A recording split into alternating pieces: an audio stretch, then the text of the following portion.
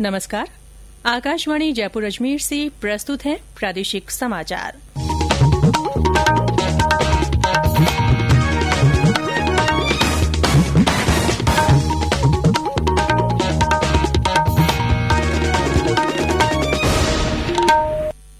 मुख्य समाचार। प्रदेश में चल रहे सियासी संकट के बीच राज्यपाल कलराज मिश्र ने विधानसभा सत्र बुलाने संबंधी पत्रावली की कमियां बताई। राज्य सरकार भेजेगी नया प्रस्ताव। राजनीतिक सरगर्मियों के बीच प्रदेश में पक्ष विपक्ष की बयानबाजी तेज। राज्य में अब तक कोरोना संक्रमण के 34,000 से अधिक मामले। कल सबसे अधिक 224 रोगी अलवर में मिले। और प्रदेश में मानसून की बारिश का दौर जारी। अजमेर संभाग में भारी बारिश की चेतावनी।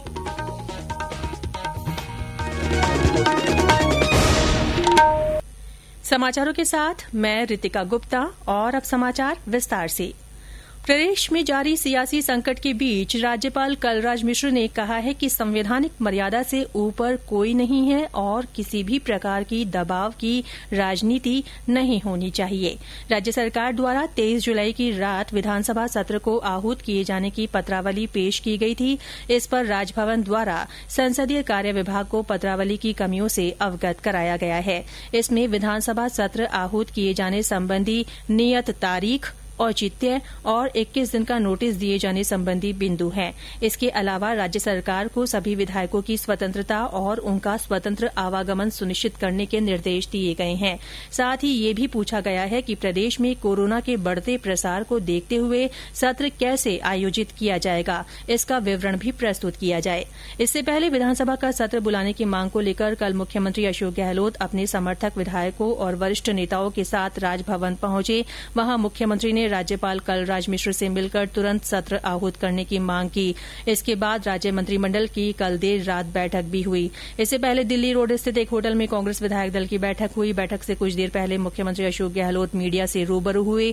उन्होंने कहा कि मंत्रिमंडल ने प्रस्ताव पास कर राज्यपाल को सोमवार से सत्र बुलाने का अनुरोध किया। जिससे कि पूरे प्रदेश की जनता इंतजार कर रही है कब फैसला आए, कब हमें शांति मिले। हमने तमाम विधायकगणों को कहा है कि हमें गांधी जी के बताए रास्ते पर, महात्मा गांधी के बताए रास्ते पर चलना है। उसी अप्रोच के साथ हम बात कर रहे हैं और मुझे यकीन है कि माननीय राज्यपाल महोदय, उनको कई मौके ऐसे आते जिंदगी के अंदर निर्णय करने के वक्त में उनको बोल्ड निर्णय करना चाहिए। इतिहास नाम तभी दर्ज होता है तब आप अपना संवैधानिक कर्तव्य पूरा करो।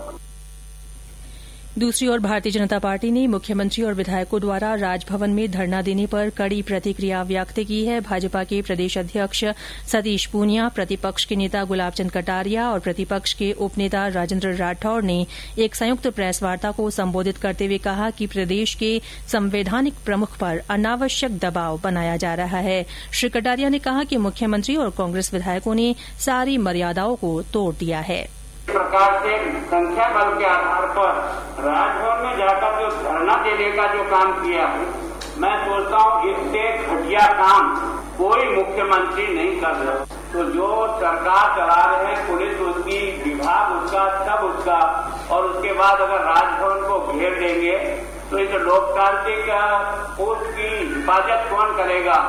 इसलिए मैं तुरंत केंद्र सरकार से भी आग्रहपूर्वक कहता हूं कि इस समय की स्थिति को देखते हुए आपको राजस्थान की पुलिस के भरोसे लॉ एंड ऑर्डर को न छोड़कर सीआरपीएफ को निश्चित रूप से यहाँ पोस्ट करना चाहिए। गहलोत जी तुरंत निर्णय करें और अपने लोगों को बाहर निकालें और राज्यपाल की गरिमा के अनुसार उनको इसके बारे में जो भी निर्णय करना होगा संवैधानिक तरीके से वो निर्णय करें, उसकी पालना वो करें, हम करें, हम सब लोग करें। प्रतिपक्ष के उपनेता राजेंद्र राठौड़ ने कहा कि 48 घंटे में सत्र बुलाने की जिद करना मुख्यमंत्री की हताशा और चिंता को दिखाता है। दूसरी ओर कांग्रेस के प्रदेश अध्यक्ष गोविंद सिंह डोटासरा ने कहा कि लोकतंत्र की हत्या के षड्यंत्र के खिलाफ आज सुबह 11 बजे सभी जिला मुख्यालयों पर कांग्रेस कार्यकर्ताओं द्वारा धरना दिया जाएगा। इस बीच कांग्रेस के बागी विधायकों ने एक वीडियो जारी कर कहा कि उन्हें किसी ने बंधक नहीं बनाया है और वे स्वस्थ हैं। विधायक मुरारीलाल मीणा ने कहा कि मुख्यमंत्री अपने कुर्सी बचाने के लिए अनावश्यक आरोप लगा रहे हैं।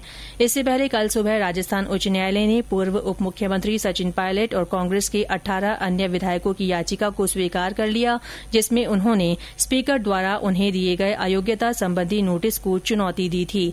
मुख्य न्यायाधीश इंद्रजीत मोहंती और न्यायाधीश प्रकाश गुप्ता की खंडपीठ ने विधानसभा अध्यक्ष द्वारा इन विधायकों को जारी किए गए नोटिसों पर यथास्थिति बनाए रखने को भी कहा है। एक अन्य घटनाक्रम में भाजपा विधायक मदन दिलावर ने बहुजन समाज पार्टी के 6 विधायकों के कांग्रेस में विलय को उच्च न्यायालय में चुनौती दी है। ये समाचार आकाशवाणी जयपुर अजमेर से प्रसारित किए जा रहे हैं। प्रादेशिक समाचार बुलेटिन आप हमारे ट्विटर हैंडल @AIRnews_जयपुर पर फॉलो कर सकते हैं।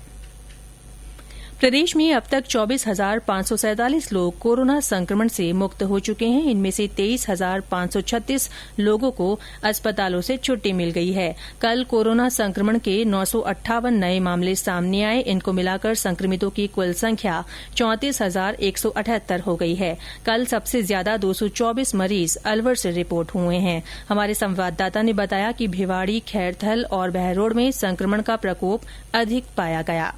अलवर जिले में कोरोना का रूप लगातार विकराल हो रहा है। कल जिला मुख्यालय पर शाम की रिपोर्ट के बाद नए कोरोना पॉजिटिव केस मिले हैं। इसमें अलवर के मालाखेड़ा बाजार में 2 महीने का बालक भी संक्रमित हुआ है, जो जिले में अब तक का सबसे कम उम्र का बालक है। अलवर शहर में 127, भिवाड़ी में 53, खैरतल में 44, बहरोड में 11, राजगढ़ में 6, टपुकड़ा व मालाखेड़ा में 5-5, बानसूर में 4, खेडली व रामगढ़ में 3-3, नीमराणा, किशनगढ़ बास व मुंडावर में 2-2 और गोविंदगढ़, लक्ष्मणगढ़ व रैणी में एक संक्रमित मरीज मिले हैं। अलवर जिले में 1,433 केस एक्टिव हैं और 1,127 मरीज अब तक स्वस्थ हो चुके हैं। अविनाश मल्होत्रा, आकाशवाणी समाचार, अलवर। स्वास्थ्य विभाग द्वारा जारी रिपोर्ट के अनुसार जोधपुर में 158, पाली में 91, जयपुर में 84, अजमेर में 63, बीकानेर में 62, जालौर में 39, बाड़मेर, कोटा और चूरू में 22-22, भरतपुर और उदयपुर में 21-21, नागौर में 18, धौलपुर में 16, करौली में 13, सीकर में 12, बारां और झुंझुनू में 11-11, भीलवाड़ा और डूंगरपुर में 8-8, श्रीगंगानगर में 7, राजसमंद और टोंक में 5-5, प्रतापगढ़ और दौसा में 4-4, झालावाड़ में 3, सवाईमाधोपुर में 2, बूंदी और चित्तौड़गढ़ में 1-1 व्यक्ति में कोरोना संक्रमण की पुष्टि हुई है। प्रदेश में अभी 9,029 कोरोना मरीजों का इलाज चल रहा है। इस बीमारी से अब तक 602 लोगों की मृत्यु हो चुकी है। नागरिक विमानन मंत्रालय ने देश में हवाई किराया बढ़ाने पर लगी रोक 24 नवंबर तक बढ़ा दी है। लॉकडाउन के बाद विमानन कंपनियों को परिचालन की अनुमति मिलने के बाद 21 मई को इस बारे में आदेश जारी किया गया था। इसमें हवाई यात्रा की दूरी के आधार पर किराए की श्रेणियां निर्धारित की गई थी। कोरोना महामारी फैलने के बाद मंत्रालय ने घरेलू विमान किराया बढ़ाने पर रोक लगा दी थी और किराए की न्यूनतम और अधिकतम सीमा तय की थी। प्रधानमंत्री नरेन्द्र मोदी कल सुबह 11 बजे आकाशवाणी पर मन की बात कार्यक्रम में देश विदेश के लोगों से अपने विचार साझा करेंगे। ये इस मासिक रेडियो कार्यक्रम की 67वीं कड़ी होगी। आकाशवाणी और दूरदर्शन के समूचे नेटवर्क पर इसका प्रसारण किया जाएगा। राज्य में मानसून के समय पूर्व आने के बावजूद अब तक बारिश सामान्य से कम हुई है। मौसम विभाग के अनुसार प्रदेश में अब तक कुल मिलाकर 127.6 मिलीमीटर बारिश दर्ज की गई, जो सामान्य से 24% कम है। मौसम केंद्र जयपुर के प्रभारी निदेशक राधेश्याम शर्मा ने बताया कि राजस्थान के ऊपर बने मौसम तंत्र से आज अनेक इलाकों में अच्छी बारिश हो सकती है। इसके बाद भी विशेषकर पूर्वी राजस्थान के कई इलाकों में बारिश होगी। इस बीच राज्य में पिछले 24 घंटों में अनेक इलाकों में अच्छी बारिश हुई है। पाली में आज सुबह तेज बारिश के समाचार हैं। मौसम विभाग से मिली जानकारी के अनुसार उदयपुर, भरतपुर, जयपुर, अजमेर और कोटा संभाग में अनेक स्थानों पर हल्की से मध्यम दर्जे की बारिश की संभावना है। अजमेर संभाग में कहीं कहीं भारी बारिश हो सकती है। और अब आकाशवाणी जयपुर की विशेष अपील। श्रोताओं, कोरोना से बचाव के लिए घर से बाहर हमेशा मास्क पहनें, 2 गज की दूरी बनाए रखें, बार बार हाथ धोएं, बहुत आवश्यक होने पर ही घर से बाहर निकलें। और अंत में मुख्य समाचार एक बार फिर। प्रदेश में चल रहे सियासी संकट के बीच राज्यपाल कलराज मिश्र ने विधानसभा सत्र बुलाने संबंधी पत्रावली की कमियां बताई हैं। राज्य सरकार नया प्रस्ताव भेजेगी। राजनीतिक सरगर्मियों के बीच प्रदेश में पक्ष विपक्ष की बयानबाजी तेज हो गई है। राज्य में अब तक कोरोना संक्रमण के 34,000 से अधिक मामले सामने आए हैं। कल सबसे अधिक 224 रोगी अलवर में मिले हैं। और प्रदेश में मानसून की बारिश का दौर जारी है। अजमेर संभाग में भारी बारिश की चेतावनी दी गई है। इसी के साथ प्रादेशिक समाचार बुलेटिन समाप्त हुआ। हमारा अगला बुलेटिन हिन्दी में दोपहर 12:30 बजे प्रसारित होगा। नमस्कार।